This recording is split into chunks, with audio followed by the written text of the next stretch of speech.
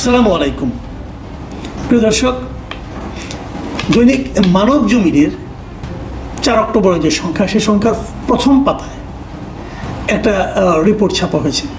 রিপোর্টের শিরোনাম হলো প্রফেসর ইউনূস নিজের রেকর্ড নিজেই ভাঙলেন। এটা দেখে আমি একটু আমার কাছে খুব ইন্টারেস্ট ফিল করেছি। আমি কী লেখা হয়েছে, কি নিজের কোন রেকর্ড উনি ভাঙলেন। তো পড়তে যেয়ে দেখলাম যে উনি আগের বার যখন জাতিসংঘ সাধারণ পরিষদে গত বছর যখন ভাষণ দিতে গিয়েছিলেন, সেবার তিনি কতজন নিয়ে গিয়েছিলেন, কতজন নিয়ে যেতে চেয়েছিলেন, এবার কতজন নিয়ে গেলেন, এই সংক্রান্ত এই সংখ্যা বিষয়ক রেকর্ডটা উনি ভেঙেছেন বলে এই রিপোর্টটায় লেখা হয়েছে। তো আমার হল রিপোর্টে কে লিখেছেন, তো শুরুতে কিছু লেখাটাকে নেই, শেষে দেখলাম লেখা মচৌ জিনিসটা কি আমি ধারণা করি এটা এই পত্রিকার যিনি সম্পাদক মিস্টার মতিউর রহমান চৌধুরী উনি হবেন হয়তোবা, কারণ এভাবে সাধারণত রিপোর্ট ছাপা হয় না। শুরুতে নাম লেখা থাকে, অথবা স্টাফ রিপোর্টার থাকে, অথবা কিছু একটা থাকে, শেষে আমার মচৌ লেখা। তার মানে আমি ধরে নিচ্ছি এটা মতিউর রহমান চৌধুরীর লেখা। যদি না হয়ে থাকে আমাকে ক্ষমা করবেন। তো তারপরেও আমি এই রিপোর্টটার সম্পর্কে একটু কথা বলতে চাই। এই রিপোর্টে কী আছে বলা হয়েছে যে গতবার উনি প্রথমে বলেছিলেন যে 8 জন নিয়ে যাবেন, পরে গিয়েছিলেন 57 জনকে নিয়ে। এবার তিনি উনার আগের রেকর্ডটা ভেঙে 104 জনকে নিয়ে গেছেন, এবং এই 104 জনের মধ্যে কারা কারা ছিলেন সেই ব্যাপারে উনি ডিটেল এই রিপোর্টে লেখা হয়েছে। এটা আমি ডিটেলে গেলাম না এই কারণে যে আমি নিজেও এটা নিয়ে রিপোর্ট করি, আমি নিজেও এখানে একটা কন্টেন্ট করেছি, এবং সেখানে আমি ব্রেকআপ দিয়ে দিয়েছি যে কোন ক্যাটাগরিতে কে কে গিয়েছেন, নামটাও বলেছি, কাজে ওটা নিয়ে আমি আর যাচ্ছি না। এবং কীভাবে ওখানে বিএনপির পক্ষ থেকে তারেক রহমানকে আমন্ত্রণ জানানো হয়েছিল, তিনি যেতে চাননি, তখন একজনকে নেওয়া হয়েছিল, পরে আবার শেষ মুহূর্তে পররাষ্ট্র উপদেষ্টা কীভাবে পুরো একটা ভজগোটা পাকালো, উনি 2 জনের নাম বলেন বিএনপির, এবং 2 জনের নাম দেখে অন্য 2 দল আপত্তি করলে তাহলে আমাদের 2 জন নয় কেন, তখন তাদেরও 2 জন করে নেওয়া হলে, এই সমস্ত ইত্যাকার সমস্ত কাহিনী ওইখানে আসছে। কিন্তু এগুলো আমার কাছে মনে হয়েছে যে যদিও আর্টিকেলটার শিরোনাম যেটা ছিল তার সঙ্গে এই বিষয়গুলো কিন্তু মিলে যায়, কিন্তু এই রিপোর্টের শেষ দিকে এসে যে কথাগুলি বলা হয়েছে সেটা হলো কিছু দুর্নীতির কথা বলা হয়েছে। এবং আমার যেটা মনে হয়েছে এই রিপোর্টটা যদিও শিরোনামে যাই থাকুক না কেন, এই যে দুর্নীতির যে বিষয়গুলো, এই বিষয়গুলি আসলে এখানে সবচেয়ে গুরুত্বপূর্ণ। এই রিপোর্টের শেষ দিকে কিন্তু উনি বলেছেন যে এতগুলি লোককে নিয়ে, শেষ দিকে না আগের দিকে বলেছেন এতগুলি লোককে নিয়ে গেছে, তারপরে নিউ ইয়র্কে বিক্ষোভ হয়েছে, ডিম বৃষ্টি হয়েছে, সেগুলো উল্লেখ করেছেন। কিন্তু এগুলো উল্লেখ করার পরেও আমার কাছে মনে হয়েছে শেষের দিকে যে কথাগুলি বলা হয়েছে দুর্নীতি নিয়ে, সেগুলি মূল বিষয়। আমি ওই দুর্নীতির পার্টটুকু আপনার সঙ্গে একটু শেয়ার করতে চাই। যেমন আমি বরং পড়েই শোনাই। উনি এক জায়গায় লিখেছেন শেষ দিকে এসে যে প্রফেসর ইউনূস হয়তো জানেন না আজকাল আলোচনার টেবিলে রাষ্ট্রীয় অতিথি ভবনের নামও যুক্ত হচ্ছে। চায়ের টেবিলে বিভিন্ন জনের, বিভিন্ন সংশ্লিষ্ট বিভিন্ন ব্যক্তিবর্গের আলোচনায় রাষ্ট্রীয় অতিথি ভবন যমুনার নাম নেওয়া হচ্ছে। কী প্রসঙ্গে নেওয়া হচ্ছে সেটা উনি আরেকটু ডিটেল করেছেন। উনি লিখেছেন অতি সম্প্রতি একটি সরকারি সংস্থার শীর্ষ পদে নিয়োগ দানের জন্য 80 কোটি টাকার দাম উঠেছে। এই জায়গাটুকু আপনারা প্লিজ খেয়াল করবেন। একটা শীর্ষ পদে নিয়োগের জন্য 80 কোটি টাকা দাম উঠেছে। বলা হয়েছে এই নিয়োগ সম্পন্ন হলে একটি বিশেষ স্থানে যাবে 40 কোটি, বাকি 40 কোটি পাবে তৃতীয় পক্ষ। আর যাকে নিয়োগ দেওয়া হবে তার কিছুই করতে হবে না, শুধু বাণিজ্যের কারসাজিতে সায় দিয়ে যাবেন বিনা দ্বিধায়। প্রশাসনিক ক্যাডারের ওই শীর্ষ কর্মকর্তা শেষ পর্যন্ত এই প্রস্তাবে রাজি হননি আখেরের কথা ভেবে। পরবর্তী সময় যখন আসবে, সরকার পরিবর্তন হবে, তখন কি হবে এই কথা ভেবে উনি রাজি হননি। কত কোটি টাকা? 80 কোটি টাকা। 2 ভাগ হবে, 1 ভাগ যাবে বিশেষ একটি জায়গায়, তারপরে একজন পাবে 40 কোটি টাকা, আর বাকিগুলি পাবে অন্যান্য কয়েকটি জায়গায়। আচ্ছা, এর আগে এই রিপোর্টে যেটা লেখা হয়েছে, এর আগের সেন্টেন্সটাতে সেটা কি, যে রাষ্ট্রীয় অতিথি ভবনের নামও যুক্ত হয়েছে।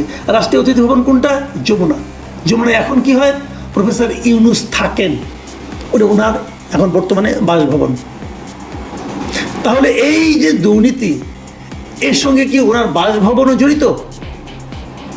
এই রিপোর্টে কিন্তু সেই ইঙ্গিতটাই দেওয়া হয়েছে যে প্রফেসর ইউনূসের বাসভবনের নামও আজকাল দুর্নীতির সঙ্গে জড়িত বলে উচ্চারিত হচ্ছে। এবং উনি আগে প্রফেসর ইউনূসকে একটু ছাড় দিয়েছেন। কি বলেছেন আবার আপনারা মনে করেন, প্রফেসর ইউনূস হয়তো জানেন না আজকাল আলোচনার টেবিলে রাষ্ট্রীয় অতিথি ভবনের নামও যুক্ত হচ্ছে। মানে উনি জানেন না, হয়তো জানেন কিনা শিওর না, মানে হয়তো জানেন না, মানে ওনার নাম ভাঙিয়ে করা হচ্ছে। অথবা জানেন, যেহেতু উনি হয়তো বলেছেন, মানে ওনার একটু সন্দেহ থাকতে পারে, অথবা একটু ছাড়ও দিতে পারেন উনি, অথবা ভাবছেন সরকারের শীর্ষ পদে যিনি আছেন তার নাম কী করে উচ্চারণ করি, বরঞ্চ একটু হালকা রূপে রাখি, হতে পারে কোনোটাই, আমি জানি না আসলে কী হয়েছে। কিন্তু এই যে রিপোর্টটা, এই যে কথাগুলো, যে একটা পদে নিয়োগ দেওয়া হবে, 80 কোটি টাকা কন্ট্রাক্ট, 40 কোটি টাকা এক জায়গায় যাবে, আরও 40 কোটি টাকা আরেক জায়গায় যাবে, উনি রাজি হননি। যদি রাজি হতেন তাহলে 80 কোটি টাকা খরচ করে যদি রাজি হতেন, তিনি কত এখান থেকে ইনকাম করতেন? এবং এই যে ইনকামটা করতেন, কেন করতেন? কিছু অনৈতিক সুযোগ সুবিধা দেওয়ার মাধ্যমে। এই অনৈতিক সুযোগ সুবিধাগুলো দেওয়ার মাধ্যমে আলটিমেটলি কার ক্ষতি হতো? কার? এদেশের জনগণের। এদেশের জনগণের ভাগ্য নিয়ে ইনারা ছিনিমিনি খেলছেন। এদেশের জনগণের ভাগ্যকে, যাদেরকে আমরা দায়িত্বে বসিয়েছি, ওনারা নিলামে তুলছেন। কি বলবেন? এই সরকারকে, এই মচৌর লেখা এই রিপোর্টকে অস্বীকার করবেন, প্রতিবাদ করবেন? অত সহজ হবে না। মচৌ বলতে আমি যদি মতিউর রহমান চৌধুরীকে বুঝিয়ে থাকি, এবং যদি উনি সেটা হয়ে থাকেন, উনি এত কাছাকাছি করার লোক না রে ভাই। যখন লিখেছেন তথ্যপ্রমাণ নিয়েই লিখেছেন।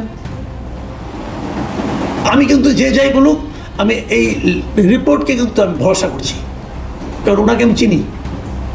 কাজেই এই রিপোর্টটা আমি ভরসা করছি। ঘটনা এরকম ঘটেছে, একটা আলোচনায় এসেছে, তাও আসতো না যদি এখানে যমুনার কথা উচ্চারিত না হতো। এরকম ঘটনা অনেক ঘটছে, এরই মধ্যে ঘটছে। মানে একটা গণ আন্দোলন, সেই গণ আন্দোলনের সুফল ভোগকারী যারা সাধারণ মানুষের হওয়ার কথা ছিল, সে সাধারণ মানুষ না, এখন কয়েকজন মানুষ এই সুফল ভোগ করছেন। আমি বাংলাদেশের আইন প্রয়োগকারী সংস্থাকে বলবো, এই সরকারের তো একদিন বিদায় হবেন।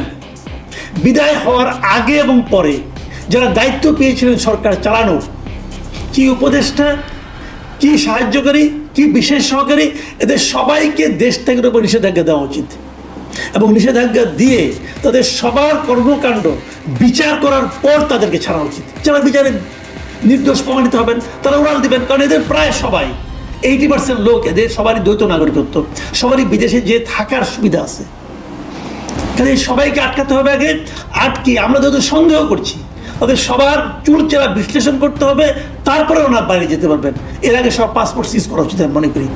সকল উপদেষ্টার পাসপোর্ট ক্ষমতা ছাড়ার আগে জব্দ করতে হবে, করে জাজ করতে হবে যে তারা কে কে নির্দোষ। যারা নির্দোষ কেবল তারাই বাইরে যেতে পারবেন, আর যারা নির্দোষ নয় তারা, অথবা তাদের সন্দেহ থাকবে, তাদের বিচারে আওতায় আনতে হবে।